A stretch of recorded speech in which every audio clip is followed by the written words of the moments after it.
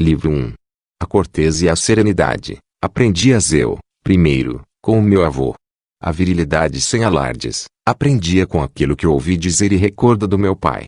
A minha mãe deu-me um exemplo de piedade e generosidade, de como evitar a crueldade, não só nos atos, mas também em pensamentos, e de uma simplicidade de vida completamente diferente daquilo que é habitual aos ricos.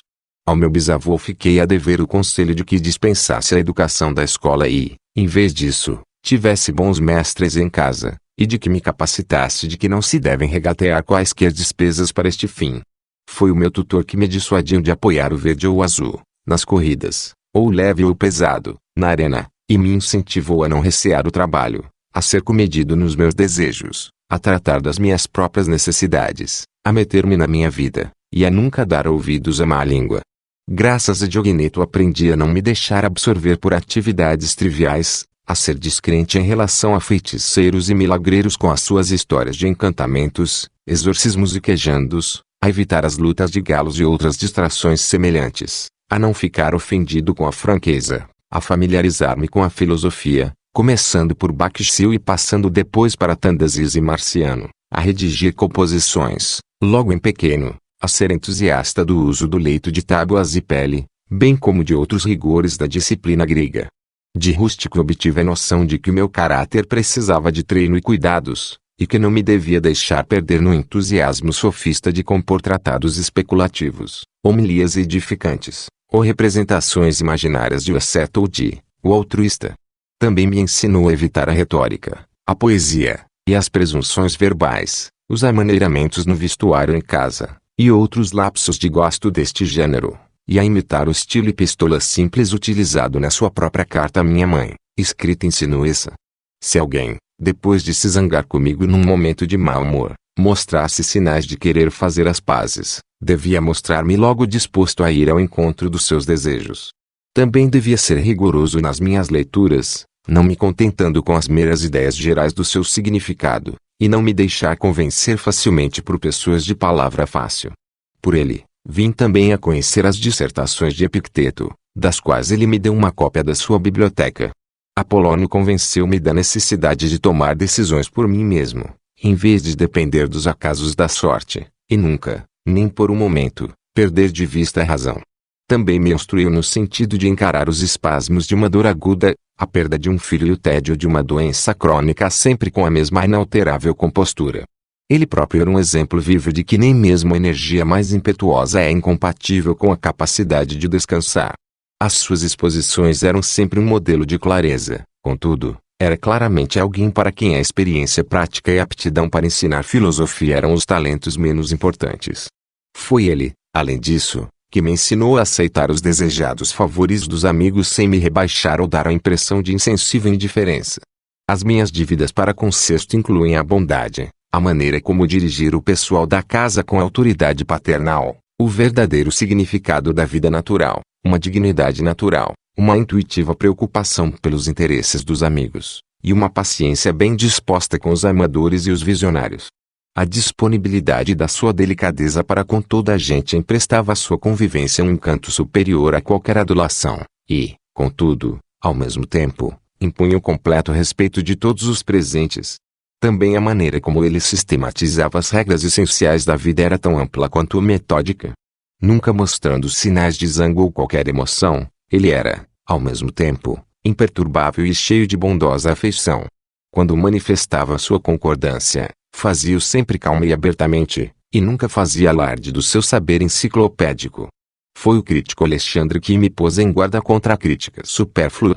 Não devemos corrigir bruscamente as pessoas pelos seus erros gramaticais, provincialismos, ou má pronúncia, é melhor sugerir a expressão correta, apresentando a nós próprios delicadamente, por exemplo, numa nossa resposta a uma pergunta, ou na concordância com as suas opiniões, ou numa conversa amigável sobre o próprio tema, não sobre a dicção, ou por qualquer outro tipo de advertência.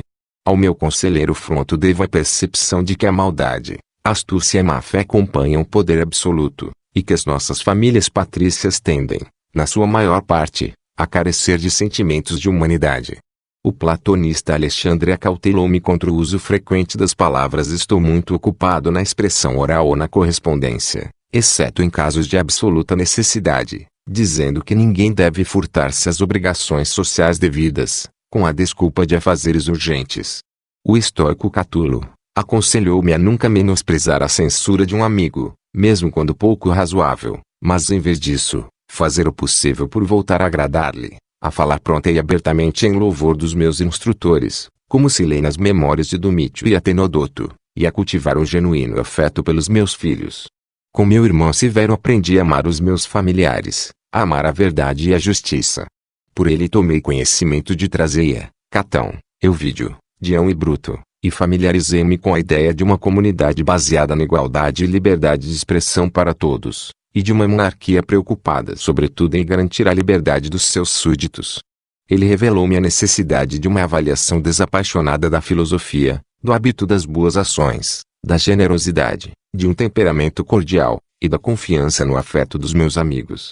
Recordo, também, a sua franqueza para com aqueles que mereciam a sua repreensão, e a maneira como ele não deixava dúvidas aos amigos sobre aquilo de que gostava ou que detestava, dizendo-lhe claramente. Máximo foi o meu modelo de autocontrole, firmeza de intenções e de boa disposição em situações de falta de saúde e de outros infortúnios. O seu caráter era uma mistura admirável de dignidade e encanto, e todos os deveres inerentes à sua condição eram cumpridos sem alardes. Deixava em toda a gente a convicção de que acreditava no que dizia e agia da maneira que lhe parecia correta. Não conhecia o espanto ou a timidez, nunca mostrava pressa, nunca adiava, nunca se sentia perdido. Não se entregava ao desânimo nem a uma alegria forçada, nem sentia raiva ou inveja de qualquer poder acima dele. A bondade, a simpatia e a sinceridade, todas contribuíam para deixar a impressão de uma retidão que lhe era mais inata do que cultivada. Nunca se superiorizava a ninguém, e, contudo, ninguém se atrevia a desafiar a sua superioridade. Era, além disso, possuidor de um agradável sentido de humor. As qualidades que eu admirava no meu pai eram a sua brandura, a sua firme recusa em se desviar de qualquer decisão a que tinha chegado, a sua completa indiferença às falsas honrarias, o seu esforço, a sua perseverança e vontade de ouvir atentamente qualquer projeto para o bem comum, a sua invariável insistência em que as recompensas devem depender do mérito, o seu hábil sentido de oportunidade para puxar ou soltar as rédeas, e os esforços que fazia para suprimir a pederastia. Ele tinha consciência de que a vida social tem as suas exigências. Os seus amigos não tinham qualquer obrigação de se sentarem à sua mesa ou de o acompanhar nas suas viagens oficiais, e quando eles eram disso impedidos por outros compromissos, isso não lhe fazia qualquer diferença. Todas as questões que lhe eram submetidas em conselho eram examinadas meticulosa e pacientemente. Nunca ficava satisfeito em despachá-las apenas com uma primeira impressão apressada. As suas amizades eram duradouras, não eram caprichosas nem extravagantes. Estava sempre à altura das circunstâncias, alegre, mas com uma visão de alcance suficiente para mandar discretamente cumprir os seus planos até o mais pequeno pormenor. Estava sempre atento às necessidades do império, conservando prudentemente os seus recursos e suportando as críticas daí resultantes. Não era supersticioso frente aos deuses, e frente aos seus concidadãos nunca se rebaixava para alcançar popularidade nem namorava as massas, mas prosseguia o seu caminho calmo e firmemente, desprezando tudo o que lhe soasse a ostentação ou moda. Aceitava sem complacência ou compunção os bens materiais que a sorte pusera à sua disposição. Quando estavam à mão aproveitava-os, e quando não estavam, não sentia qualquer mágoa. Não lhe podiam ser apontados quaisquer vestígios dos sofismas dos casuístas, do atrevimento do adulador, ou do escrúpulo exagerado do pedante. Todos os homens lhe reconheciam uma personalidade madura e acabada que era insensível à lisonja e perfeitamente capaz de se orientar a si próprio e aos outros. Além disso, tinha grande respeito por todos os filósofos genuínos, e embora abstendo-se de criticar os outros, preferia passar sem a sua orientação. No convivência era afável e atencioso, mas sem exageros. Os cuidados que dispensava ao corpo eram razoáveis, não havia nele qualquer ansiosa preocupação de prolongar a existência, ou embelezar a sua aparência, contudo estava muito longe de ser descuidado em relação a esta, e de fato cuidava tão bem de si próprio que raramente precisava de cuidados médicos ou de medicamentos. Não se notava nele o mais pequeno vestígio de inveja no seu pronto reconhecimento de qualidades notáveis, quer em discursos públicos, quer nos domínios da lei, da ética ou qualquer outro, e esforçava-se por dar a cada pessoa a oportunidade de conquistar reputação no seu próprio campo. Embora todas as suas ações fossem guiadas pelo respeito pelo precedente constitucional, nunca abandonava o seu caminho para buscar o reconhecimento público disso. Também não gostava da agitação e da mudança e tinha uma regada preferência sempre pelos mesmos lugares e sempre pelas mesmas atividades. Depois de uma das suas enxaquecas, voltava logo aos seus deveres sem perda de tempo, com novo vigor e completo domínio das suas capacidades. Os seus documentos secretos e confidenciais não eram muitos, e os raros temas neles tratados referiam-se exclusivamente a assuntos do Estado. Revelava bom senso e comedimento na exibição de espetáculos, na construção de edifícios públicos, na distribuição de subsídios, etc., tendo sempre mais em vista a necessidade dessas medidas do que o aplauso que elas provocavam. Os seus banhos não eram a horas inconvenientes, não tinha a obsessão de construir, não era nada esquisito em relação à sua alimentação, nem ao corte e às cores das suas vestes, nem à apresentação daqueles que o rodeavam. As suas roupas eram enviadas da sua casa de campo em Lorium, e a maior parte das suas coisas eram de Lanovium. A famosa maneira como ele tratou um inspetor em Tusculum era típica do seu comportamento, pois as faltas de corteza, bem como a brusquidão ou a jactância, eram estranhas à sua natureza. Nunca ficava encalorado, como diz o povo, ao ponto de transpirar. Era seu hábito analisar e pesar todos os incidentes, devagar, calma, metódica, decisiva e consistentemente. Aquilo que se diz de Sócrates, não é menos aplicável a ele, que tinha a capacidade de se permitir ou negar a si próprio indulgências que a maioria das pessoas são incapazes de recusar por fraqueza, ou de apreciar, pelos seus excessos. Ser assim tão forte para, a sua vontade, se conter ou ceder revela uma alma perfeita e indómita, como Máximo também demonstrou no seu leito de doente. Aos deuses devo os meus bons avós, os meus bons pais, uma boa irmã, e os professores, camaradas, parentes e amigos, todos bons, quase sem exceção, e ainda o fato de nunca ter tido qualquer zanga com eles, apesar de um temperamento que podia bem ter precipitado qualquer coisa desse tipo, se as circunstâncias não se tivessem providencialmente combinado para nunca me pôr à prova.